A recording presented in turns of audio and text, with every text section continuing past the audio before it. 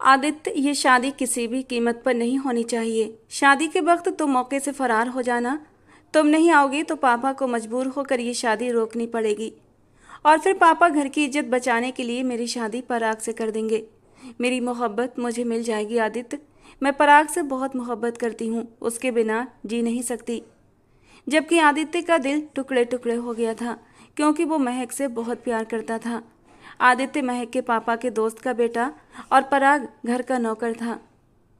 कहते हैं शादी की पहली रात अरमानों से भरी हुई रात होती है। जिंदगी की नई शुरुआत होती है, सब कुछ हसीन लगता है। आने वाले पलों का ख्याल दिल को गुदगुदाने लगता है। लेकिन महक के साथ ऐसा बिल्कुल भी नहीं था। ये उसकी ज़िंदगी की शुरुआत की रात नहीं बल्कि उसकी ज़िंदगी का अंत था। आने वाले लम्हों का लेकर उसके दिल में गुदगुदी नहीं बल्कि गुस्से और नफरत की चिंगारियां फूट रही थीं। ये रात उसके लिए अरमानों भरी रात हो सकती थी जब उसकी मोहब्बत उसे मिल जाती।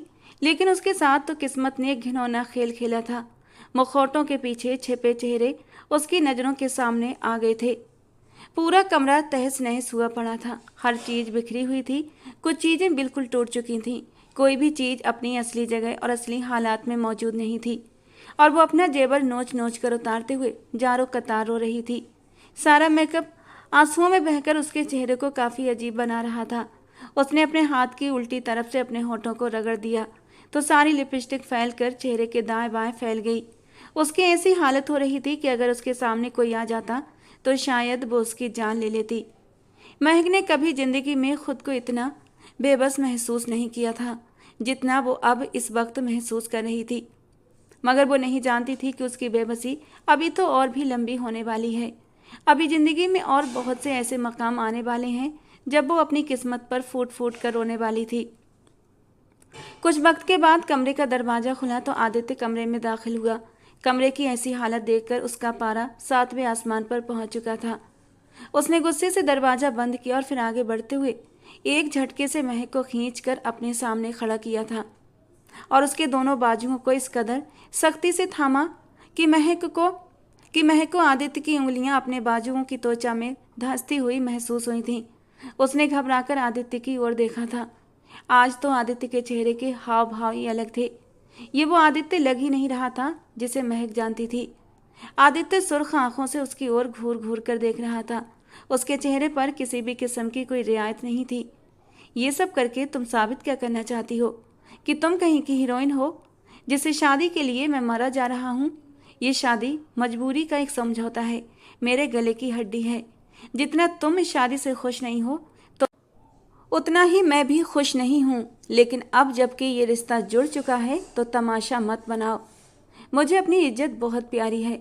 अगर मेरी जगह कोई और इस कमरे में आ जाता और इस कमरे की हालत देख लेता तो क्या सोचता? मेरी बनी बनाई इज्जत मिट्टी में मिल जाती। पति की इज्जत की नहीं तो कम से कम अपनी इज्जत का ही ख्याल कर लेती। मगर लगता है आज तुम्हें मुझे समझाना पड़ेगा कि पति की इज्जत कैसे करते हैं और कैसे दूसरों से करवाते हैं। आज पहले ही दिन तुम्हें अच्छा ट्रीटमेंट मिल जाएगा तो आइंदा के लिए तुम इसे याद रखोगी। जो कमरे का हाल तुमने किया है ना, उससे बुरा हाल अब मैं तुम्हारा करूँगा। सजा तो तुम्हें जरूर मिलेगी। वो उसकी फैली लिपस्टिक को अपनी उंगलियों से रगड़कर साफ करता हुआ बोला था कि क्या क्या करने वाले हो तुम आदित्य? खबरदार, जो तुमने मेरे साथ कुछ भी गलत करने की कोशिश की मैं तुम्हारा मुंह नोच लूंगी। कांपते होठों से महक ने बोलने की हिम्मत की थी जबकि आदित्य के लबों पर एक तंज भरी मुस्कान फैल गई थी। तुम्हें लगता है कि तुम आदित्य सिंह का मुकाबला कर सकती हो? वो उसके नाजुक से वजूद को गहरी नज़रों से देखता हुआ बोला था। तो ठीक है, कोशिश करके देख लो। ये कहते हुए आदित्य ने उसे अपने बाजुओं में उठाया और फिर बेड, जबकि महक बिजली की तेज रफ्तार से भी तेज बेड की दूसरी तरफ जाकर उतर गई। वो नाम में सिर हिलाते हुए कहने लगी, नहीं आदित्य, तुम मेरे साथ कुछ भी नहीं कर सकते। महक की बात सुनकर आदित्य तंजिया अंदाज में हंसा और कहने लगा, जबरदस्ती कैसी? मैं बिल्कुल भी जबरदस्ती नहीं करूँगा। शादी की पहली रात है हमारी और शादी की पहली रात जबरदस्ती नहीं प्यार किया जाता है। तुम बस अपनी आंखें बंद कर लेना, बाकी सब कुछ मैं खुद ही कर लूँगा। वो धीरे से अपने होंठ का एक कोना दबाते हुए उसे शरारत से देखकर बोला था, और जबरदस्ती तो तब होती ना जब मैं तुम्हें तुम्हारी मर्जी के बगैर इस कमरे तक लेकर आता। लेकिन ऐसा नहीं हुआ, बल्कि अभी कुछ वक्त पहले ही तुमने कई 100 लोगों की मौजूदगी में अग्नि के समक्ष 7 फेरे लेकर मुझे अपनाया है। तुम्हारी मांग में चमकता हुआ ये सिंदूर और गले में पहना हुआ मंगलसूत्र इस बात की गवाही है कि हमारा और तुम्हारा एक बहुत ही मजबूत और पवित्र रिश्ता जुड़ चुका है, जो अब मरते दम तक नहीं टूटेगा। अब इस रिश्ते की कुछ ज़रूरतें भी होती हैं जो आज की रात से शुरू होती हैं, तो बस अपनी वही ज़रूरत पूरी करना चाहता हूँ। अब मैं कोई इतना बड़ा महामुनि तो नहीं कि कमरे में मेरी खूबसूरत जवान पत्नी मौजूद हो, वो भी नई नवेली एक रात की दुल्हन, और मैं अपना हक लिए बिना चुपचाप सो जाऊं। ऐसा तो हरगिज भी नहीं होगा। आज की रात की सारी रस्में पूरी होंगी और कुछ इस अंदाज में पूरी होंगी कि पूरी ज़िंदगी इस रात को तुम याद रखोगी मेरी जान।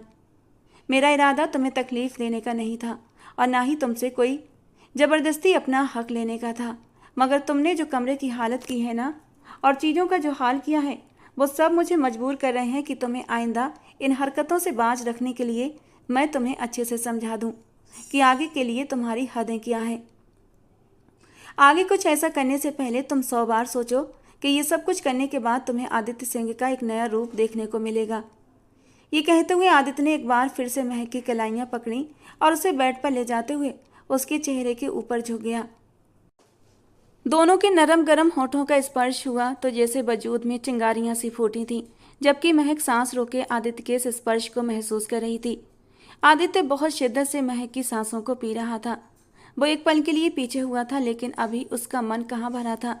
वो दोबारा से उसके लबों की नरमी चुराने लगा। महक ने अभी सांस भी नहीं ली थी कि आदित्य उसकी गर्दन पर और जगह जगह अपना स्पर्श छोड़ने लगा। अपने सुलगते लबों से आदित्य महक की गर्दन पर जगह जगह अपने प्यार के निशान छोड़ रहा था। नाजुक और नरम सी त्वचा लाल होती जा रही थी, मगर आदित्य को इस बात की परवाह नहीं थी। आदित्य ने एक बार फिर से पल भर के लिए चेहरा ऊपर उठाया था। महक की गहरी सांसों की तपिश वो इस बार अपने चेहरे पर महसूस करने लगा और अब महक के चेहरे को फिर से अपने स्पर्श से भिगोने लगा। अब की बार उसने महक के कान की लौ को महक के होंठों से एक सिसकी निकली थी और उसने धीरे से सिसकते हुए कहा था, तुम बहुत गंदे हो आदित्य, मुझे तुमसे ये उम्मीद नहीं थी। क्यों? इससे ज़्यादा की उम्मीद लगाए बैठी थी क्या?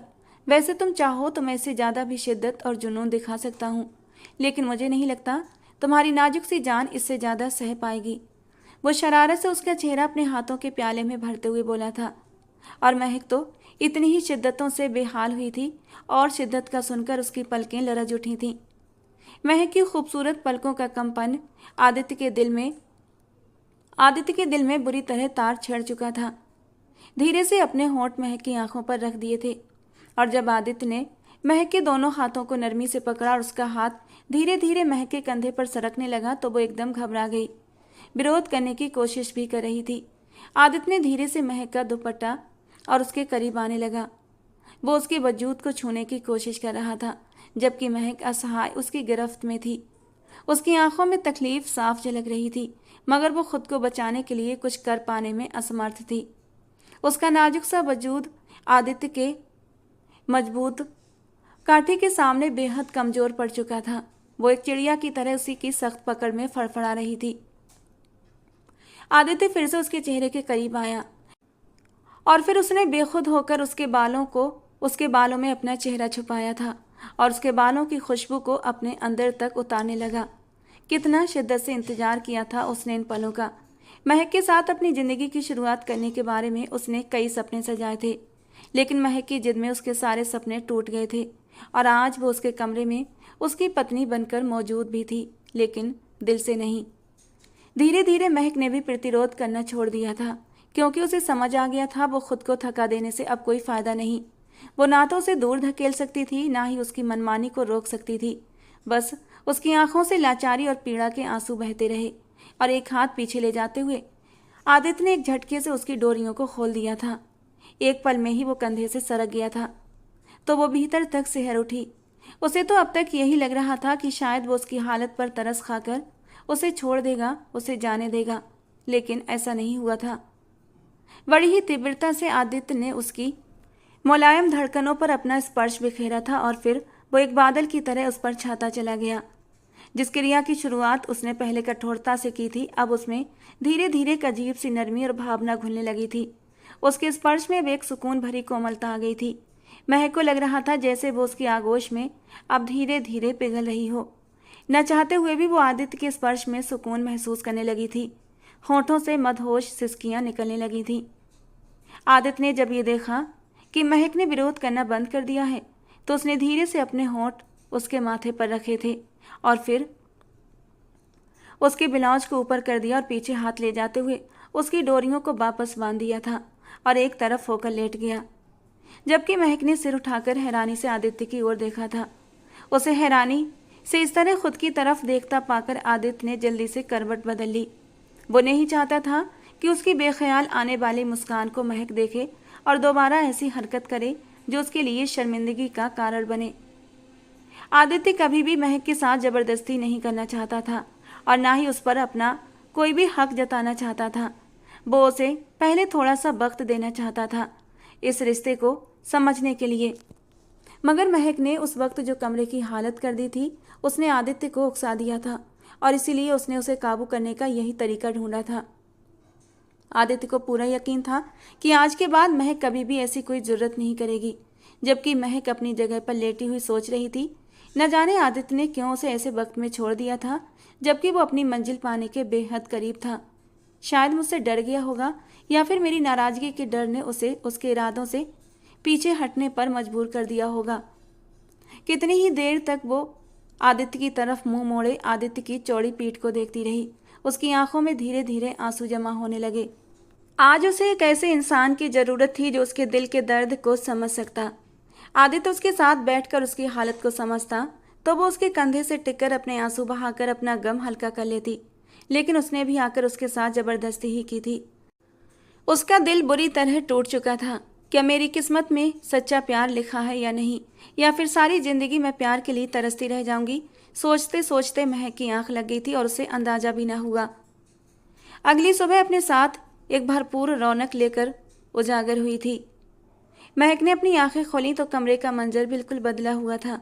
फूलों की सजावट हटा दी गई थी, जबकि हर चीज अपनी जगह पर सलीके से मौजूद थी और टूटी फूटी हुई चीजों को न जाने कहाँ गायब कर दिया गया था। पूरे कमरे में हल्की हल्की खुशबू महक रही थी। वो इतनी गहरी नींद में सोई थी कि पूरा कमरा साफ हो गया था और उसकी आंख नहीं खुली थी। उसे हैरत हुई थी, लेकिन वो ये नहीं जानती थी कि आदित्य ने कितनी सावधानी से और उसके आराम का ख्याल करते हुए कमरा साफ किया था। वो किसी पर भी अपने रिश्ते की हकीकत जाहिर नहीं करना चाहता था, इसीलिए किसी के भी कमरे में दाखिल होने से पहले ही वो धीरे धीरे पूरा कमरा साफ कर चुका था। महक ने अपने बराबर में नज़र दौड़ाई तो वहां आदित्य मौजूद ही नहीं था, जबकि वॉशरूम से पानी गिरने की आवाज़ें आ रही थीं। यकीनन वो शावर ले रहा था। थोड़ी देर बाद वॉशरूम का दरवाज़ा खुला और आदित्य ट्राउज़र और बनियान पहने हुए वॉशरूम से बाहर आया था। महक ने कनखियों से उसकी तरफ देखा। उसकी मजबूत बाजू और स्वस्थ कदकाठी बनियान से साफ जाहिर हो रही थी, इसीलिए रात वो उसे खुद से दूर नहीं कर पा रही थी। कितनी कोशिशें की थी उसने उसको खुद पर हटाने की, मगर मजाल है जो 1 इंच भी हिला हो वो मोटा हाथी कहीं का। महक ने आदित्य की मजबूत मस्कुलर बॉडी को एक पल में ही मोटे हाथी का नाम दे दिया था। पता नहीं कौन सी चक्की का पिसा आटा खाता है, कितनी बॉडी सॉडी बना रखी है। महक आदित्य के स्वस्थ शरीर पर नजरें जमाए दिल ही दिल में सोच रही थी और साथ ही साथ उसके मुंह के हाव भाव भी बिगड़ रहे थे। आदित्य ने आईने में नजर आते उसके अक्स को देखा तो धीरे से होठों ही होठों में मुस्कुरा दिया था। एक पल में ही उसके दिमाग में वो नाजुक से पल घूम गए थे जब महक का नाजुक सा वजूद उसकी बाहों में था। वो मान गया था कि महक बाकी बहुत नाजुक थी, बिल्कुल रुई की तरह सॉफ्ट। कुछ ही पल की छुअन के बाद वो महक का बुरी तरह दीवाना हो चुका था। उसने नजरें चुराते हुए एक बार फिर महक को देखा। वो देख सकता था कि महक उससे डर रही थी और साथ ही साथ कुछ उलझन का शिकार भी थी, और आदित्य भी तो यही चाहता था कि वो उलझन में फंसी रहे, उसका ध्यान दूसरी तरफ लगा रहे और वो मुंह दिखाई का फंक्शन भी खैरियत से गुजर जाने दे, कोई हंगामा खड़ा न करे। अपने इस मकसद में आदित्य किसी हद तक कामयाब भी हो गया था, क्योंकि महक अभी तक उसी उलझन में डूबी हुई थी कि आखिर आदित्य ने उसके इतने करीब आकर दूरी क्यों बना ली थी, जबकि महक उसकी पहुंच में भी आ चुकी थी। दोनों के बीच एक मजबूत रिश्ता भी मौजूद था। और फिर जिस कदर आदित्य के खतरनाक तेवर थे, उससे कुछ भी नहीं था कि वो क्या कर गुजरता। और फिर महक ने तो विरोध करना भी बंद कर दिया था। उसकी नरम छुअन में वो कुछ पल के लिए खुद भी तो पिघलने लगी थी। फिर आखिर आदित्य के दिमाग में क्या चल रहा था कि वो खुद ही उससे दूर हट गया।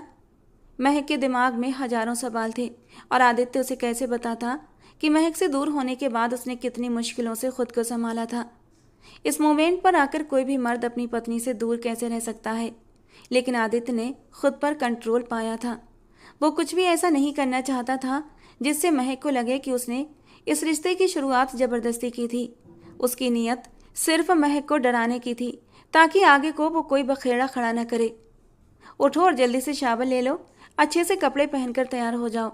नीचे सबको यही लगना चाहिए कि तुम मेरे साथ बेहद खुश हो। और खबरदार, अगर किसी के सामने भी तुमने जबान खोली कि रात हमारे बीच कोई भी रिश्ता नहीं बना था। महक अपने दिमाग में रात वाले अलग अलग सवालों में खोई हुई थी जब आदित्य के जवाब ने उसे चौंका दिया था। आदित्य की आखिरी बात सुनकर उसके चेहरे पर एक तंजिया मुस्कान आई। और अगर मैं सबको बता दूं कि हमारे बीच कोई रिश्ता नहीं बना, तुम कुछ मिनट भी ठहर नहीं सके थे मेरे सामने, क्योंकि तुम में इतनी मर्दानगी ही नहीं कि तुम एक शादीशुदा जिंदगी गुजार सको।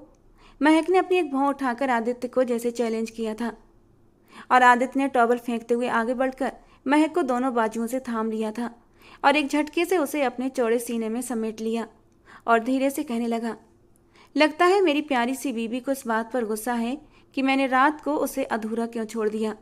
लेकिन कोई बात नहीं, अगर तुम चाहती हो कि रात जो काम अधूरा रह गया था वो पूरा हो जाए और हमारे बीच मौजूद रिश्ता मुकम्मल हो जाए, तो मुझे कोई ऐतराज नहीं है। अभी भी नीचे जाने में काफ़ी वक्त है। इतनी देर में तो मैं तुम्हारे साथ अपना रिश्ता पूरा कर ही लूँगा। तो मैं अच्छी तरह अपनी मर्दानगी का एहसास करा सकता हूँ, बल्कि अपनी मर्दानगी से तुम्हें पनाह मांगने पर मजबूर कर सकता हूँ। आदित्य मुस्कुराते हुए एक आंख दबा रहा था और जरा सा आगे झुकते हुए उसकी गर्दन के लाल निशान पर अपने होंठ रख दिए थे जो रात उसने गुस्से में महक को दिए थे। जबकि उसे अपनी पुरानी टोन में वापस आता देखकर महक की रूह तक कांप चुकी थी। उसने जल्दी से आदित्य से खुद को छुड़ाते हुए पैरों में स्लीपर पहनी और अलमारी से कपड़े निकालकर वॉशरूम में घुस गई। जबकि उसके चेहरे पर मौजूद घबराहट देखकर आदित्य की हंसी पूरे कमरे में गूंज उठी थी। जल्दी बाहर आओ, हमें एक साथ नीचे जाना है। मैं तुम्हारे बिना अकेला नहीं जाऊंगा। आखिर हमें सबको ये दिखाना है कि हम बहुत हैप्पी कपल हैं। आदित्य ने वॉशरूम के दरवाजे के पास ठहरकर आवाज़ लगाई और अपनी शर्ट पहनने लगा। बालों को जेल से सेट करके परफ्यूम लगाया और बेड पर बैठकर महक का इंतजार करने लगा। महक ने वॉशरूम में लगभग आधा घंटा लगाया था और जब वो नहाकर वॉशरूम से बाहर निकली तो उसने एक साधारण सा कॉटन का सूट पहना हुआ था। ठंड काफ़ी ज़्यादा बढ़ चुकी थी। महक को अपना ख्याल रखने की ज़रूरत थी, मगर आदित्य फ़िलहाल उसे ये बात कहना नहीं चाहता था, क्योंकि वो जानता था अगर महक से ये बात करेगा तो वो जिद में और भी ऐसी ही हरकतें करेगी जो उसे बीमार कर देंगी। महक आईने के सामने खड़ी होकर अपने बाल बनाने लगी और आदित्य उसे गहरी नज़रों से देखने लगा। आदित्य की नज़रों की तपिश महक को अपने वजूद पर अच्छे से महसूस हो रही थी। उसके लंबे बाल आदित्य को बेहद पसंद आए थे। बेख्तियार उसके दिल में ये ख्वाहिश जागी थी कि वो उसके बालों को छूकर देखे, मगर वो खुद पर जब्त के पहरे बिठाता उससे नजरें फेर गया। वो नहीं चाहता था कि किसी कमज़ोर लम्हे की गिरफ्त में आकर एक बार फिर से महक को परेशान करे या उसके वजूद पर ज़बरदस्ती करे। उसी पल महक ने नजरें उठाकर आईने में नजर आते आदित्य को देखा और एक पल के 1000वें हिस्से में आदित्य ने अपनी नजरें उसके वजूद से हटाई थीं। वो उससे अब बिल्कुल लापरवाह बनकर बैठा हुआ था। न जाने क्यों गुस्से की एक तेज लहर महक के दिल में उठी थी। वो रात को खुद जबरदस्ती उसके करीब आया था और फिर उसे छोड़कर वो आराम से सो भी गया था। सुबह फिर उसके पास आया था और अब इस तरह से लापरवाह बनकर बैठा हुआ था जैसे जानता ही ना हो। उसने जैसे महक के वजूद को ही मजाक समझ लिया था। जब दिल करता था अपनी मौजूदगी का एहसास करवा देता और जब दिल करता नज़रअंदाज किए बैठा रहता। बेबसी के शदीद एहसास में घिरते हुए महक की आंखों में आंसू आ गए थे, जिन्हें सिर झुकाते हुए उसने साफ कर लिया था। वो आदित्य के सामने हरगिज भी रोना नहीं चाहती थी और ना ही अपनी जात का तमाशा बनवाना चाहती थी। जो आदित्य ने उसके साथ किया था उसके बाद तो वो कभी भी उसके सामने कमज़ोर नहीं पड़ना चाहती थी। अगर वो उसके सामने रो देती या ध्यान न देने की शिकायत करती तो वो समझता कि शायद महक उसके लिए मरी जा रही है, इसीलिए उसे खुद को मजबूत बनाना था। महक ने बालों में कंघा किया, आंखों में काजल डाला, होंठों पर लिपस्टिक लगाते हुए आदित्य के मुकाबले आकर खड़ी हो गई। उसने हल्का सा मेकअप पहले ही कर लिया था ताकि आदित्य उसकी तैयारी को देखकर कोई तंज न कस दे। आदित्य उठकर उसके सामने खड़ा हुआ और उसकी आंखों में देखने लगा। महक भी बिना पलकें झपकाए उसकी आंखों में आंखें डालकर उसे देख रही थी। और फिर अचानक आदित्य ने आगे बढ़ते हुए उसके माथे पर अपने सुलगते हुए लब रख दिए थे। एक सर्द सी लहर महक की रीढ़ की हड्डी में उतर गई थी। वो बिल्कुल सरप्राइज हो गई थी। ये स्पर्श ना तो जबरदस्ती का था, ना ही हक जताने वाला, बल्कि ये स्पर्श तो बहुत नरम, गरम और मोहब्बत का एहसास लिए हुए था। आदित्य ने पीछे हटते हुए महक का हाथ थामा और उसे लेकर बाहर की ओर चल पड़ा। सीढ़ियों उतरते हुए नाश्ते की टेबल तक पहुंचने के बाद भी उसने महक का हाथ छोड़ा नहीं था, जबकि महक सबके बीच इस तरह आदित्य के हाथ पकड़ने पर बुरी तरह शर्मिंदगी से घिर गई थी। महक ने एक दो बार अपना हाथ छुड़ाने की कोशिश भी की, लेकिन आदित्य ढीठ बना रहा और उसने महक का हाथ नहीं छोड़ा। खाने की टेबल पर आदित्य के बड़े भाई सागर ने उसे छेड़ दिया और कहा, महक का हाथ तो छोड़ दो, अब तो उसे नाश्ता करने दो। सागर भाई के कहने पर महक झेप गई थी और उसने खींचकर आदित्य से अपना हाथ निकाल लिया, जबकि आदित्य ने बेमन से सागर की ओर देखा था और कहने लगा, भैया, अगर आप भाभी का हाथ इस तरह खुलेआम नहीं पकड़ सकते तो क्या उसका बदला आप मुझसे लेंगे? अच्छी ज़बरदस्ती है भाई, बेकार में ही मेरी बीबी का हाथ मुझसे छुड़ा दिया। उसके डैड भी नाश्ते की टेबल पर मौजूद थे, मगर मजाल है जो आदित्य उनसे जरा भी डरा हो। उसके डैड ने अपनी मौजूदगी का एहसास दिलाया और एक ज़बरदस्त घूरी से आदित्य को देखा, जिसके बाद आदित्य ने मुंह बनाते हुए महक की तरफ देखा तो महक न चाहते हुए भी धीरे से हंस दी। नाश्ते के बाद आदित्य मुंह दिखाई के फंक्शन की तैयारियों को देखने लगा। सागर भाई मेहमानों को देख रहे थे और साथ ही वे खाने की तैयारी का जिम्मा भी ले रहे थे, जबकि आदित्य मेहमानों को बिठाने और रुखसती के बाद उन्हें उपहार देने के इंतजाम में लगा हुआ था। महक को उसकी ननद फिया पार्लर ले गई थी। तैयार होने और एक खूबसूरत सा जोड़ा पहनने के बाद महक की खूबसूरती को चार चांद लग गए थे। वो अपनी बारात के दिन भी बहुत खूबसूरत लग रही थी, मगर आज तो उसकी छवि ही निराली थी। आदित्य ने जब महक को इस रूप में देखा तो एक पल के लिए स्तब्ध रह गया। मुंह दिखाई की रस्म शुरू होने में अभी कुछ वक्त था, इसलिए फिया महक को कमरे में बिठाकर चली गई थी। जब आदित्य कमरे में अपने कपड़े लेने के लिए दाखिल हुआ था और महक को देखकर वो चुपचाप महक के करीब चला आया। महक ने घबराते हुए इधर उधर देखना शुरू कर दिया। जब आदित्य ने उसके दोनों हाथ थाम लिए, बहुत ज़्यादा खूबसूरत लग रही हो, ये कहते हुए आदित्य ने उठकर अलमारी से एक डिब्बा निकाला और उसे लाकर महक के सामने रखा। डिब्बे में एक बेहद खूबसूरत अंगूठी चमक रही थी। अंगूठी की बनावट मोर के आकार जैसी थी, जो बेहद खूबसूरत लग रही थी। आदित्य ने महक का हाथ फिर से पकड़ा और उसकी उंगली में वो अंगूठी पहना दी और कहने लगा, ये तुम्हारी मुंह दिखाई की अंगूठी थी। रात तुमने जो हाल कमरे का किया था, उसे देखने के बाद मुझे इतना गुस्सा आया कि मैंने तुम्हें मुंह दिखाई का तोहफा भी नहीं दिया था। महक के गाल सुर्ख होने लगे थे। उसे आदित्य के मुंह से अपनी तारीफ अच्छी लग रही थी, साथ ही साथ उसे अपनी हालत पर गुस्सा भी आ रहा था। वो न जाने क्यों आदित्य के सामने इतनी बेबस हो रही थी, जबकि शादी से पहले उसके दिल में आदित्य के लिए कुछ भी नहीं था।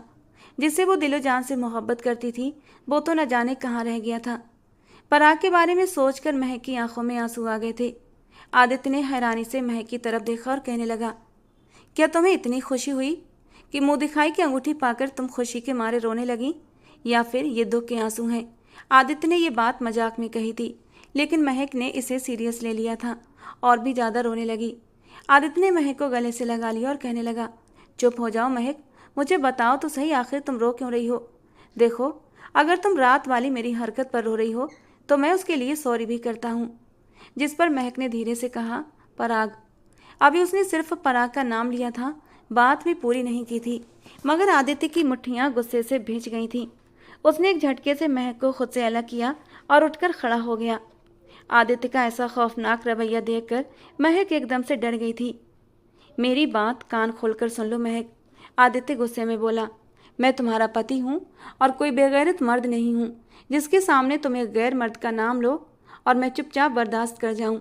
पहले जो था सो था, अब तुम मेरी बीवी हो और इस बात को कभी मत भूलना। अगर तुम्हें ये लग रहा है कि मैं तुम्हें छोड़ दूंगा या तुम्हारी उसके साथ दोबारा कोई बात हो सकती है, तो इस ख्याल को भी अपने दिमाग से निकाल दो। अब तुम मेरी हो और तुम्हें पूरी ज़िंदगी मेरे ही साथ रहना है, चाहे खुशी से रहो या फिर दुख से। मुझे इस बात पर कोई ऐतराज़ नहीं है। महक उसे सफाई देना चाहती थी, मगर आदित्य कुछ भी सुनने के मूड में नहीं था। उसने अपने कपड़े उठाए, बदलते हुए कमरे से बाहर चला गया। दूसरे कमरे में जाकर आदित्य ने अपना सारा गुस्सा खूबसूरत फ्लावर वास तोड़कर निकाला था। कुछ देर बाद खुद को जैसे तैसे बहलाकर वो तैयार होने लगा, क्योंकि आज उसका रिसेप्शन था और अगर वो बिगड़े मूड के साथ अपना रिसेप्शन फंक्शन अटेंड करता तो यकीनन लोग बहुत बातें बनाते। फंक्शन खैरियत से अंजाम पा गया। महक बेहद थकी हुई थी, उसे नींद भी बहुत आ रही थी, मगर वो चाहती थी कि उसके सोने से पहले आदित्य कमरे में आ जाए, वो उसकी गलतफहमी को दूर कर सके। ये ख्याल ही उसे तकलीफ पहुंचा रहा था कि आदित्य ये समझ रहा होगा कि वो अभी तक पराग के इश्क में डूबी हुई है, जबकि ऐसा नहीं था।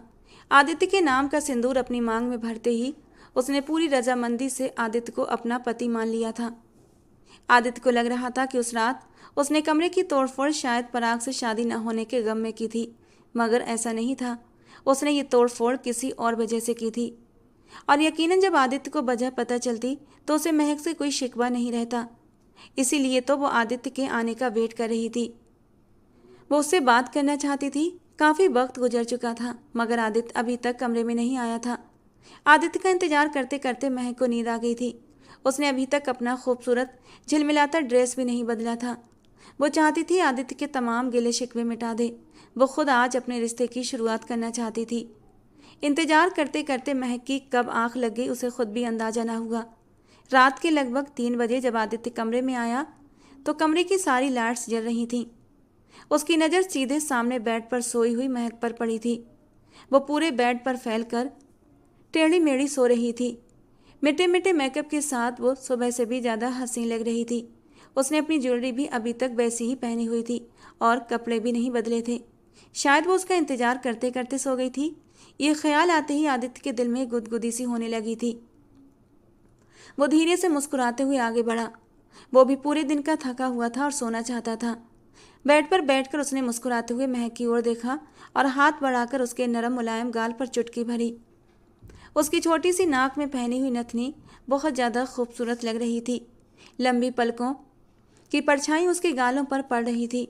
होंठ थोड़े से खुले हुए थे और उन होंठों पर लगी लाल रंग की लिपस्टिक उसे और भी ज़्यादा हसीन बना रही थी। उसके चेहरे पर हाथ फेरते हुए अचानक ही आदित्य को सुबह के वो लम्हे याद आ गए जब महक ने पराग का नाम लिया था। तो आदित्य के जबड़े गुस्से से कस गए थे।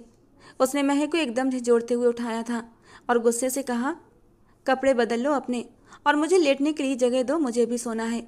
तुम्हारे ऐसे भारी कपड़ों से मुझे उलझन हो रही है। आदित्य बहुत सख्त लहजे में बोल रहा था। सुबह आदित्य ने जिस कदर मीठे अंदाज में बात की थी, महक से अब उसका ये सख्त रवैया बर्दाश्त नहीं हो रहा था। कुछ वो नींद से जगी थी। अचानक उसकी आंखों में आंसू बहने लगे तो आदित्य ने सख्ती से उसे घूरा और कहा, इस वक्त रोने धोने का सीन क्रिएट मत करना। मैं बहुत ज़्यादा थका हुआ हूँ और मुझे नींद भी आ रही है, इसलिए जाओ जाकर कपड़े बदलो, खुद भी सो जाओ और मुझे भी सोने दो। महक अभी भी उससे बात करना चाहती थी, मगर उसकी थकावट का ख्याल करते हुए वो चुपचाप कपड़े बदलने के लिए चली गई और जब तक वो वापस आई आदित्य बेड पर गहरी नींद सो चुका था। मुझे हुक्म दे दिया कि कपड़े बदल कर आऊं और खुद बिना बदले ही सो गए। महक मुंह में बड़बड़ाते हुए आगे बढ़ी और खुद पर कंबल सीधा करके फैलाया और लेट गई। महक ने सोते हुए आदित्य की तरफ करवट बदली तो नजरें उसके चेहरे से उलझ गईं और फिर पलटना भूल गईं। आदित्य बेहद खूबसूरत लग रहा था और सोते हुए तो बेहद मासूम लग रहा था। अपना हाथ आगे बढ़ाकर उसने उसके गाल को धीरे से छुआ था। पिछली रात उसने आदित्य का एक अलग ही रूप देखा था, मगर सुबह सुबह आदित्य ने अपनी मोहब्बत से अपने उस बुरे खाके को महक के दिमाग से मिटा दिया था। मगर उसकी कुछ ही देर बाद वो फिर से महक पर गुस्सा करने लगा था। बिना उसकी पूरी बात सुने वो उससे नाराज भी हो बैठा था और अब महक को अपनी सफाई देने का कोई मौका भी नहीं दे रहा था। मैं कैसे आदित्य को मनाऊं और उसे अपनी सफाई पेश करूं? अब तो सब कुछ अजीब लग रहा है। अपनी ज़िंदगी में ये सारे कांटे मैंने खुद ही बोए हैं। काश मुझे लोगों को परखना आता होता मैं बिना वजह किसी पर एतबार न करती तो आज मेरी जिंदगी ने मुझे ये दिन न दिखाया होता। सोचते हुए महक की आंखों में आंसू आ गए और वो रोते रोते चुपचाप सो गई। अगली सुबह महक के उठने से पहले ही आदित्य उठकर कमरे से जा चुका था। वो उससे बात करने के बहाने तलाश कर रही थी, मगर वो उसे कोई भी मौका नहीं दे रहा था। महक के पापा आए और उसे अपने साथ ले गए। महक अपने मायके आने के बाद भी उदास ही थी। महक बेहद अमीर घराने में पैदा हुई थी। घर में नौकरों की फौज थी, दौलत की रेल पेल थी। महक के घर में हर मसले का हल सिर्फ एक ही हल निकाला जाता था और वो था पैसा। महक के मम्मी पापा को लगता था कि पैसे से सब कुछ खरीदा जा सकता है, मगर ये उनकी गलतफहमी थी। कम से कम हर चीज़ पैसे से नहीं खरीदी जा सकती। महक की मम्मी कुसुम बेहद मॉडर्न औरत थी, जिन्हें अपनी खूबसूरती पर बेहद घमंड था, जबकि नीरज जी देश के जाने माने बिजनेसमैन थे। कुसुम की खूबसूरती पर अपना दिल हार कर उन्होंने उन्हें शादी का प्रस्ताव दे दिया। इतने अमीर इंसान से शादी करने पर कुसुम को भी कोई ऐतराज़ नहीं था। दोनों को एक दूसरे से कोई जज्बाती लगाव नहीं था। बस नीरज जी को अपने लिए खूबसूरत बीवी चाहिए थी, जबकि कुसुम को एक अमीर पति। दोनों की ख्वाहिशें पूरी हो गई थीं और दोनों ही अपनी ज़िंदगी से संतुष्ट थे। मगर जब कुसुम प्रेग्नेंट हुई तो उन्होंने हंगामा खड़ा कर दिया। वो इस वक्त बच्चा किसी भी सूरत में नहीं चाहती थी। उन्हें लगता था कि बच्चा पैदा करने से उनकी खूबसूरती पर बुरा असर पड़ेगा और वो बदसूरत हो जाएंगी। उन्होंने शादी की रात को ही नीरज से ये बात साफ कर ली थी कि वो जल्दी बच्चा नहीं करेंगी। उन्हें कम से कम 5 से 6 साल बच्चों के झंझट में नहीं पड़ना था। नीरज जी ने भी उनकी बात आराम से मान ली थी और उन्होंने भी इसे अपनी अना का मुद्दा नहीं बनाया था। वो चाहते थे कि जब उनकी बीवी मानसिक तौर पर बच्चों के लिए तैयार हो तभी बच्चा हो। मगर शादी के 1.5 साल बाद ही जब कुसुम प्रेग्नेंट हो गई तो उन्होंने हंगामा खड़ा कर दिया और चीख पुकार मचाने के बावजूद भी नीरज जी ने उन्हें अबॉर्शन नहीं करवाने दिया। कुछ भी था, मगर नीरज जी को भगवान का खौफ था।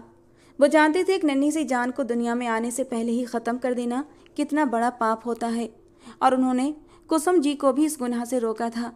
जब कुसुम जी किसी भी तरह उनकी बात मानने को तैयार नहीं हो रही थी तो उन्होंने उन्हें तलाक की धमकी दे दी, और जिस पर कुसुम अबॉर्शन से बाज आ गई थी, क्योंकि वो किसी भी हालत में नीरज से तलाक नहीं चाहती थी।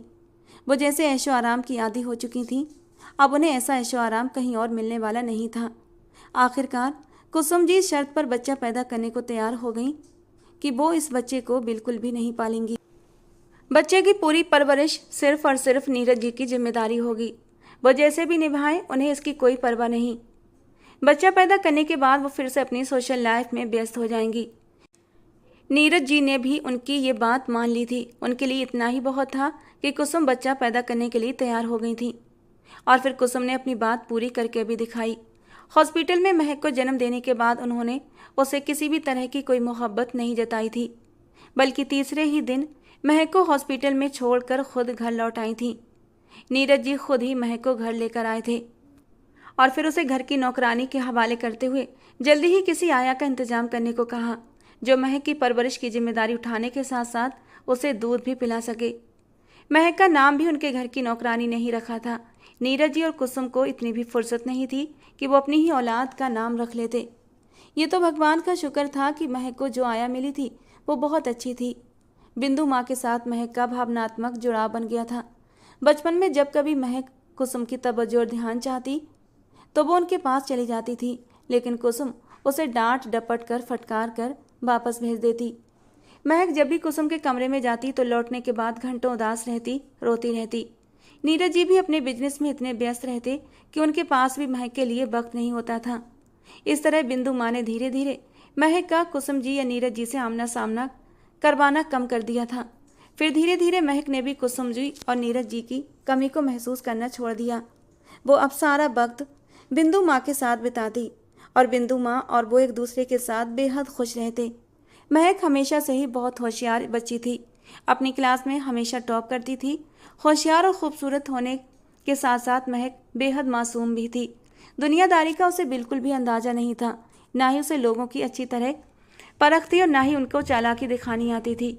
बिंदु माँ महक को देखकर खुश होती थी कि वो अपनी माँ कुसुम जी की तरह नहीं बनी थी, बल्कि एक बेहद संवेदनशील और ध्यान रखने वाली लड़की है। मगर वो नहीं जानती थी महक की यही खूबी उसके लिए आगे चलकर जिंदगी में कितनी मुश्किलें पैदा करने वाली है। महक 18 साल की हुई तो बिंदु माँ को कैंसर जैसी गंभीर बीमारी ने घेर लिया था। नीरज ने बिंदु माँ का बहुत इलाज करवाया था। बिंदु माँ ने अपनी पूरी जिंदगी महक के नाम कर दी थी और नीरज जी यही चाहते थे। और नीरज जी नहीं चाहते थे कि उनकी बेटी से उसकी माँ जैसी शख्सियत छिन जाए। वो अपनी लापरवाही और कुसुम जी के व्यवहार से अच्छी तरह वाकिफ थे। इन दोनों में से किसी ने भी महक पर कभी ध्यान नहीं दिया था। अगर महक इतनी संवेदनशील, जीवंत और समझदार थी तो वो सिर्फ और सिर्फ बिंदु माँ की वजह से थी। इसीलिए उन्होंने बिंदु माँ के इलाज में कोई कमी नहीं छोड़ी। लेकिन शायद बिंदु माँ की किस्मत में अब और दिन नहीं बचे थे। वो महक को रोता बिलखता छोड़कर इस दुनिया से हमेशा के लिए रुखसत हो गई। महक के लिए भी वो पल कयामत से कम नहीं था जब उसे बिंदु माँ की मौत की खबर मिली। उस वक्त महक पूरी तरह टूटकर बिखर गई थी। बिंदु माँ की मौत की खबर सुनकर उसे नर्वस ब्रेकडाउन हो गया था। वो बिंदु माँ का आखिरी दीदार भी नहीं कर सकी थी और ये बात अंदर ही अंदर उसे खाए जा रही थी। शुरू में तो कुसुम जी ने भी कुछ दिन महक की तरफ ध्यान दिया था, लेकिन जल्दी ही वो फिर से अपनी सोशल लाइफ में गुम हो चुकी थी। हाँ, नीरज जी महक का थोड़ा बहुत अब ख्याल रखने लगे थे। धीरे धीरे वो भी अब अपने बिजनेस में फिर से व्यस्त हो गए। उन्हें लगा महक अब संभल गई है, लेकिन बिंदु माँ का दुख महक को अंदर ही अंदर खोखला करता जा रहा था। नीरज जी और कुसुम जी की देखभाल की अब महक को आदत नहीं थी, क्योंकि उसे तो शुरू से ही उनकी तरफ से कोई अपनापन नहीं मिला था। उसे सिर्फ बिंदु माँ की ज़रूरत थी, जो अब इस दुनिया में नहीं थी। महक ने अपने इस खालीपन को भरने के लिए बागबानी शुरू कर दी। वो पूरा पूरा दिन लॉन में पौधों की देखभाल करती रहती थी। उसने बहुत से नए पौधे भी लगा लिए थे। एफए के बाद कॉलेज से छुट्टियां थीं, इसीलिए महक के पास अब और कोई काम का बहाना भी नहीं था। उसने अपने लॉन को और भी बड़ा करना चाहा और उसने अपनी ये ख्वाहिश अपने पापा के सामने रख दी। उन्होंने अपने घर से लगे हुए खाली प्लॉट को भी खरीद लिया और बीच की दीवार को तोड़वा दिया। अब लॉन पहले से कहीं ज़्यादा विस्तृत हो गया था, जहां महक ने अलग अलग प्रकार के फलदार वृक्ष और कुछ फूलों वाले पौधे लगाए। एक तरफ उसने एक झूला लगवाया था। लॉन के बीच में एक सुंदर सा फव्वारा था। देखने में सब कुछ बहुत सुंदर लगता था। जब पौधे और फूल बढ़ने लगे तो एक माली की ज़रूरत महसूस हुई थी। कुछ ही दिन में महक का कॉलेज भी शुरू होने वाला था। वो चाहती थी कि किसी माली का प्रबंध कर लिया जाए, ताकि उसके पौधों की सही से देखभाल होती रहे। और फिर पराग को माली के तौर पर नीरज निवास में लाया गया। यहीं से महक की ज़िंदगी ने एक नया मोड़ लिया था। कॉलेज से आने के बाद महक भी अपने लॉन में चली जाती थी, क्योंकि फूल और पौधे ही उसकी ज़िंदगी थे। वहीं पौधों की देखभाल करने के लिए पराग भी मौजूद होता था, जो उसे नज़रें झुकाकर डरते डरते बात किया करता था। हालांकि वो महक के पौधों का बहुत ख्याल रखता था। लॉन पहले से भी ज़्यादा हरा भरा और सुंदर दिखाई देने लगा था। उसने लॉन में कई प्रकार के नए फूल भी लगवा दिए थे, जो महक को बहुत पसंद थे। महक ने उसे इनाम के तौर पर कुछ पैसे देने चाहे तो उसने साफ इनकार कर दिया और कहा कि उसने वही किया जिसके लिए उसे तनख्वाह मिलती है, इसीलिए उसे किसी भी अतिरिक्त पैसे की ज़रूरत नहीं है। इस बात ने महक के दिल में पराग के लिए हल्के हल्के स्नेह के भाव जगा दिए थे। पराग दिखने में सुंदर था, बस गरीबी ने उसकी खूबसूरती को ढक कर रखा था। अगर वो अच्छे से कपड़े पहनता तो यकीनन किसी अमीर घराने का लगता। महक जब लॉन में आती तो पराग से ढेर सारी बातें करती थी। पराग धीरे धीरे उसके दिल में अपनी जगह बनाता जा रहा था। और फिर एक दिन ऐसा भी आया जब वो महक के दिलो दिमाग में पूरी तरह से छा गया। महक उससे मोहब्बत करने लगी थी, और जब ये हकीकत महक पर खुली तो उसे उस दिन ये दुनिया बहुत खूबसूरत लगने लगी थी। वो पराग के साथ ज़िंदगी बिताने के सपने देखने लगी। वो उसे तवज्जो देता, उसकी छोटी छोटी ज़रूरतों का ख्याल रखता था, उसकी ज़रा सी तकलीफ़ पर तड़प जाता, उसकी पसंद नापसंद का ध्यान रखता। जो फूल महक को पसंद थे उसने उन्हीं फूलों से पूरा गार्डन भर दिया था, और घर की दीवारों के पास भी उन्हीं फूलों के बड़े बड़े गमले रख दिए थे।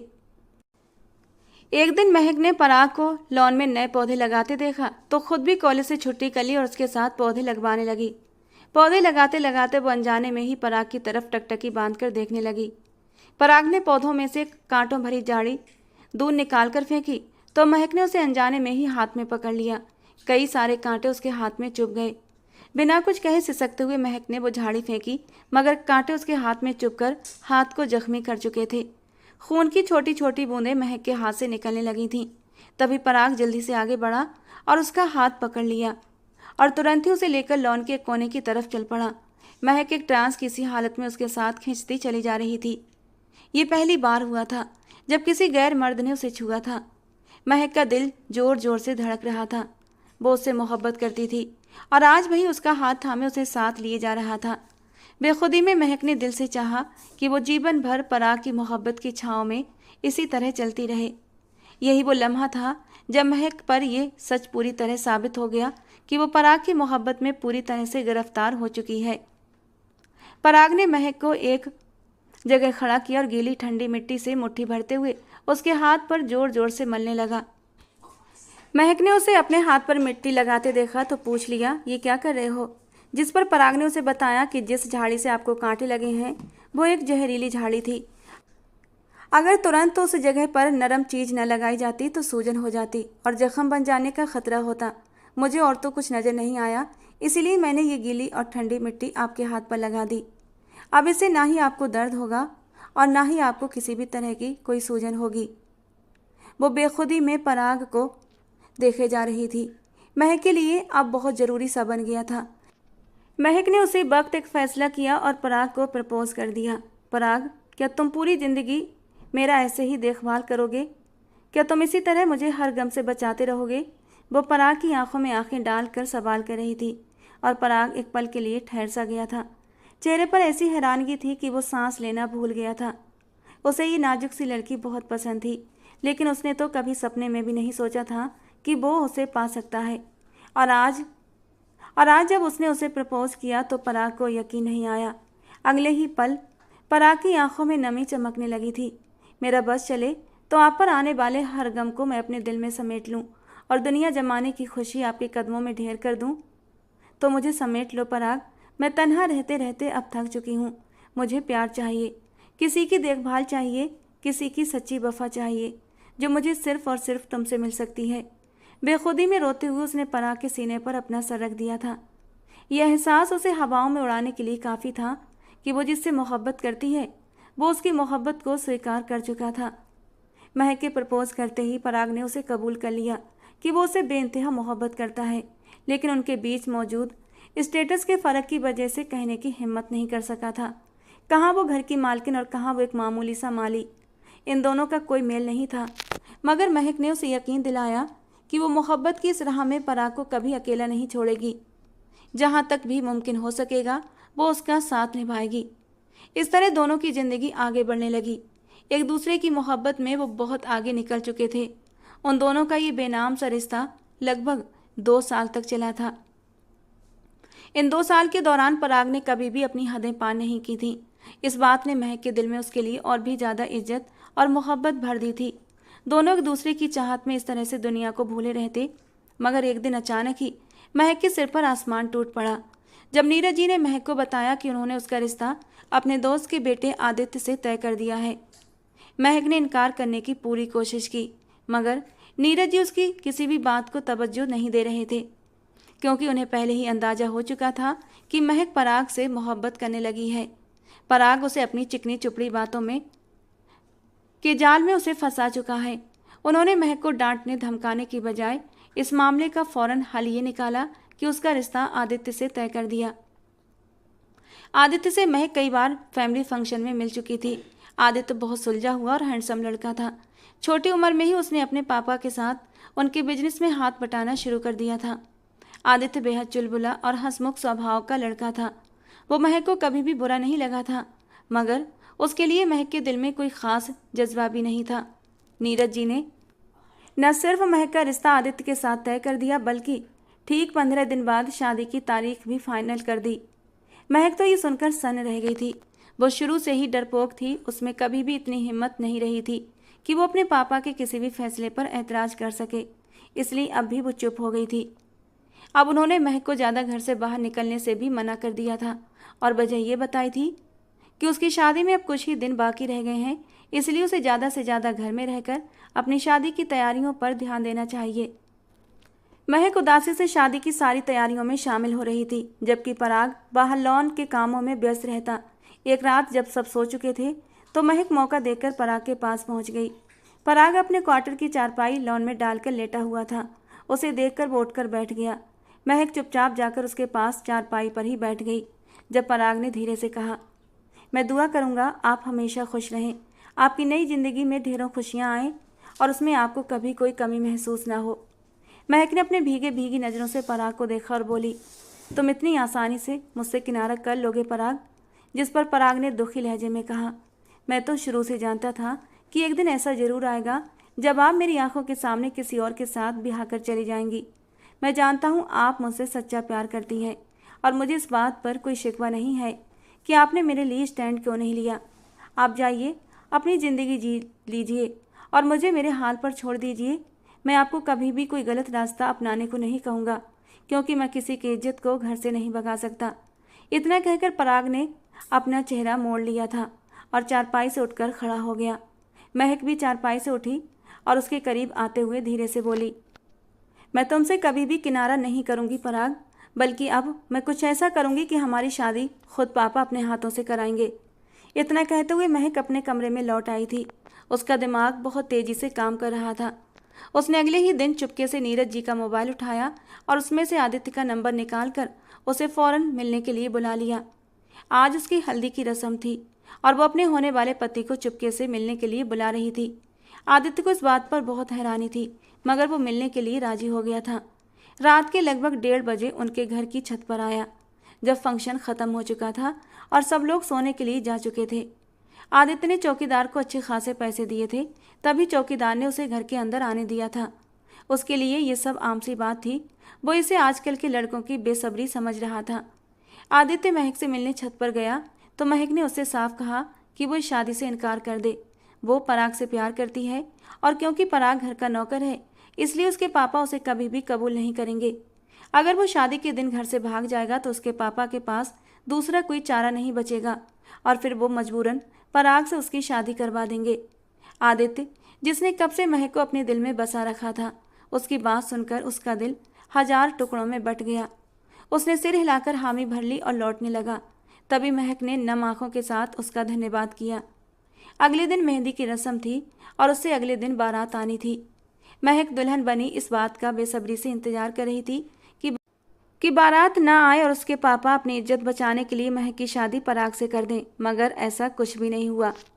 बारात आ गई थी और आदित्य दूल्हा बनकर उसके सामने मौजूद था और आदित्य को अपने सामने दूल्हा बना खड़ा देखकर महक की जान निकल गई थी। दोनों का विवाह पंडित जी ने पूरे विधि विधान से कराया। महक ने बेबसी की तमाम शिद्दतों के साथ उससे शादी कर ली। शादी के बाद उसके पापा उसे मिलने आए थे और उसे अलग कमरे में ले जाकर कुछ बात की, और जो कुछ उसके पापा ने उसे बताया, महक के सर पर ऐसा लगा आसमान टूट पड़ा हो। महक के पापा ने उसे पराग का असली चेहरा दिखाया। वो जानबूझकर एक साजिश के तहत उनके घर में आया था। घर की एक नौकरानी भी पराग के साथ मिली हुई थी। वो दोनों मिलकर महक को अपने जाल में फंसाकर इस घर के मालिक बनना चाहते थे। उन्होंने एक वीडियो महक के सामने प्ले कर दी, जिसमें घर की नौकरानी धन्नो और पराग आपस में बातचीत कर रहे थे, जिसमें पराग साफ कह रहा था कि महक मेरे प्यार के जाल में फंस चुकी है। वो दिन दूर नहीं जब मैं उसे शादी करूंगा और उससे उसकी सारी जायदाद पर कब्जा कर लूँगा। कितने ही बेआवाज आंसू महक की आंखों से बहने लगे थे। उसने ज़िंदगी में पहली बार किसी लड़के पर भरोसा किया था। उसके नाम अपनी पूरी ज़िंदगी करने वाली थी और उसने ही उसे धोखा दिया था। उसका दिल टुकड़े टुकड़े हो गया था। महक के पापा ने उसे समझाया, तुम बहुत अच्छी हो महक, तुमने कभी किसी का बुरा नहीं किया, फिर भगवान तुम्हारे साथ बुरा कैसा कर सकते हैं। देखो ना, उसने तुम्हें तुम्हारी अच्छाइयों के बदले आदित्य जैसा अच्छा हमसफ़र दे दिया। मेरा यकीन करना बेटा, आदित्य बहुत अच्छा पति साबित होगा तुम्हारे लिए। वो कभी तुम्हारी आंखों में आंसू नहीं आने देगा। और महक ने अपना सर झुका लिया था।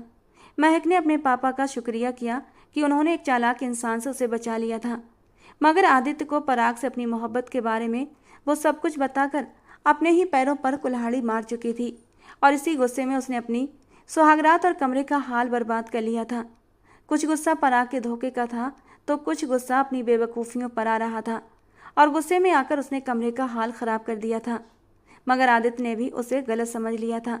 रिसेप्शन के दिन भी वो आदित्य को पराग की सच्चाई बताकर उससे माफ़ी मांगकर इस रिश्ते की नई शुरुआत करना चाहती थी, मगर आदित्य पराग का नाम सुनते ही गुस्से के मारे आग बबूला हो गया था। महक ने रोते हुए अपनी नादानी की भगवान से माफ़ी भी मांगी थी और उसे खूब प्रार्थनाएं की थी कि आदित्य उसे सफाई देने का कोई एक मौका दे दे। उसने तैयारी की और अपने पापा नीरज जी को खबर दी कि वो अपने ससुराल वापस जा रही है। महक ससुराल वापस आई तो आदित्य घर पर नहीं था। आदित्य पूरा दिन घर वापस नहीं आया था। शाम को जब वो घर आया तो काफ़ी थका हुआ सा लग रहा था। आते ही पापा और मम्मी से मिला और फिर चुपचाप कमरे में चला आया। कमरे में आते ही उसकी आंखें खुली की खुली रह गई थीं। पूरा कमरा दुल्हन की तरह सजा हुआ था। जगह जगह पर कैंडल्स जलाई गई थीं। महक ने उसकी पसंद का नेवी ब्लू कलर की एक खूबसूरत सा ड्रेस पहना हुआ था और खुद सज संवर कर बैठी हुई थी। ये तो अपने मायके में थी, ये यहाँ कहाँ से आ गई। दिल तो उसे देखकर बहुत खुश हुआ था। सारी थकावट दूर हो गई थी, मगर नाराज़गी जताना जरूरी था। इसीलिए अपने कपड़े उठाए और वॉशरूम में चला गया। शावर लेने के बाद जब वो कमरे में आया तो महक अब कहीं भी नजर नहीं आई। वो चुपचाप आईने के सामने गया। जब उसके कानों में धीरे धीरे सिसकने की आवाज़ आई, उसने इधर उधर देखा तो महक बेड के पास नीचे बैठी हुई थी। उसे रोता देखकर आदित्य तड़प उठा। फौरन हेयर ब्रश रखते हुए महक के पास आया। क्या बात है महक, रो क्यों रही हो? और तभी महक ने नाराजगी भरी निगाहों से आदित्य की ओर देखा था। आपको कब से मेरे रोने की परवाह होने लगी? आप तो मुझसे नाराज हैं। महक की आंसू भरी आंखों को देखकर आदित्य का सारा गुस्सा झाग हो गया था। उसने महक को अपने साथ लगा लिया और कहने लगा, हाँ नाराज तो हूँ, मगर तुम बताओ क्यों रो रही हो? क्योंकि लाख नाराजगी सही, मैं तुम्हारी आंखों में आंसू नहीं देख सकता। जिस पर महक ने शिकवा करते हुए सिर उठाया और कहने लगी, आप मुझे कल से इग्नोर कर रहे हैं। अगर मैं आपको इतनी ही बुरी लगती थी तो आपने मुझसे शादी क्यों की? पराग धोखेबाज था। मैं कल सुबह भी आपको यही बात बताना चाहती थी, मगर आपने मेरी बात नहीं सुनी। मैंने कमरे में तोड़ फोड़ भी इसीलिए की थी क्योंकि मुझे खुद पर गुस्सा था। मैंने आपको अपनी हल्दी के दिन बुलाकर इतना बड़ा दुख दिया था आपको। कहते हुए महक ने अपना सिर झुका लिया, जबकि आदित्य को उस पर टूट कर प्यार आ रहा था। वो जानता था कि महक बेहद मासूम और साफ दिल की लड़की है। उसने पराग के बारे में पता करवाया था। वो पहले से शादीशुदा था और महक को धोखा दे रहा था। आदित्य समझ चुका था कि पराग ने उसे अपनी चिकनी चुपड़ी बातों में फंसाया होगा और वो उसके जाल में आ गई होगी। इसीलिए वो बारात लेकर आया था। अब वो शर्मिंदा थी और उसके साथ अपना रिश्ता आगे बढ़ाना चाहती थी। इसलिए पूरी सच्चाई और वफादारी के साथ पराग के धोखे का भी उससे बता दिया था। अच्छा, तो हमारी नाजुक सी जान इसलिए रो रही है कि हमने उसे इग्नोर कर दिया। अब वो गहरा सांस लेते हुए खुद भी महक के साथ नीचे फर्श पर ही बेड से टेक लगाकर बैठ चुका था। हाँ और नहीं तो क्या, आपको पता भी है मुझे कितना दुख हो रहा था। आप मेरी तरफ देख भी नहीं रहे थे। फंक्शन में सब लोगों ने मेरी तारीफ की थी, लेकिन मेरे कान आपके मुंह से तारीफ सुनने के लिए तरस गए थे। वो नाखूनों से नेल पॉलिश खुरचते हुए उससे शिकवा कर रही थी और आदित्य के दिल में एक ठंडक सी उतरती जा रही थी। धीरे से एक हाथ उसकी कमर में डालते हुए उसे खुद के करीब किया था। लेकिन शादी की पहली रात मैंने तुम्हें बिल्कुल भी इग्नोर नहीं किया था। फिर क्यों इतना पैनिक हो रही थी? मुझसे दूर जाने की कोशिश भी कर रही थी। वो अपने होंठ उसके कान के करीब ले जाकर धीरे से सरगोशी करने वाले अंदाज में बोला था, आदित्य अब आप झूठ बोल रहे हैं। मैं कब आपसे दूर जा रही थी? मैंने तो आपकी बाहों में खुद को ढीला छोड़ दिया था, लेकिन आप ही चीटिंग कर गए और मुझे तड़पता छोड़कर आराम से जाकर सो गए थे।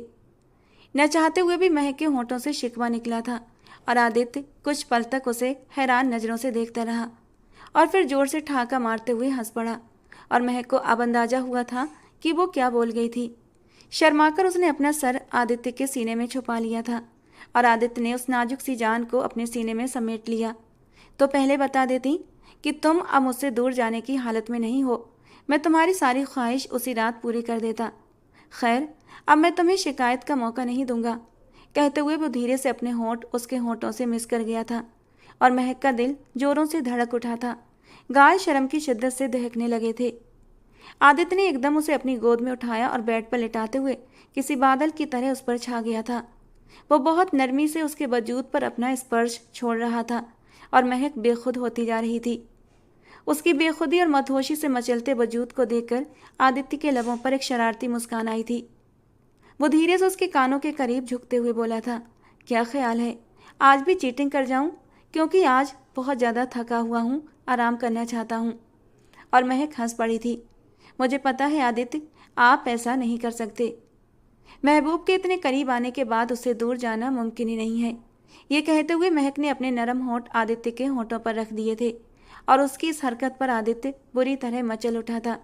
वो दीवाना बार महक को अपने होंठों से छूने लगा और महक ने भी अपने दोनों हाथ आदित्य के चारों तरफ डाल दिए थे और खुद को पूरी तरह उसके चौड़े सीने से लगा लिया। उन दोनों के मिलन पर खिड़की से झांकता हुआ चांद भी मुस्कुरा दिया था। महक आदित्य को पाकर बहुत ज्यादा खुश थी। उसकी जिंदगी से सारे गिले शिकवे दूर हो चुके थे। आदित्य ने उसकी जिंदगी में खुशियों के वो रंग भरे थे जो उसकी जिंदगी में अब तक फीके पड़े हुए थे। आदित्य के माँ बाप ने महक को अपनी सगी बेटियों से बढ़कर प्यार दिया था। आदित्य की माँ की आगोश में महक को अपनी माँ की आगोश महसूस होती थी। बिंदु माँ के बाद अब उसे अपनी सास से अपनी सगी माँ की मोहब्बत मिली थी। उसे और क्या चाहिए था। आदित्य ने उसे खास तौर पर एक ही फरमाइश की थी, जब भी मैं ऑफिस से आऊं तो तुम मुझे हमेशा तैयार मिला करो। और वो आदित्य की इस ख्वाहिश को जरूर पूरा किया करती थी। जब आदित्य ऑफिस से वापस आता और कमरे में आता तो वो खिले हुए गुलाब की तरह तैयार मिलती थी और आदित्य हर रात उस गुलाब की खुशबू को महसूस करता था। अपने सीने से लगाकर अपने दिन भर की थकान भूल जाया करता था। इतनी खूबसूरत जिंदगी पाकर महक भगवान का जितना धन्यवाद करती उतना कम था।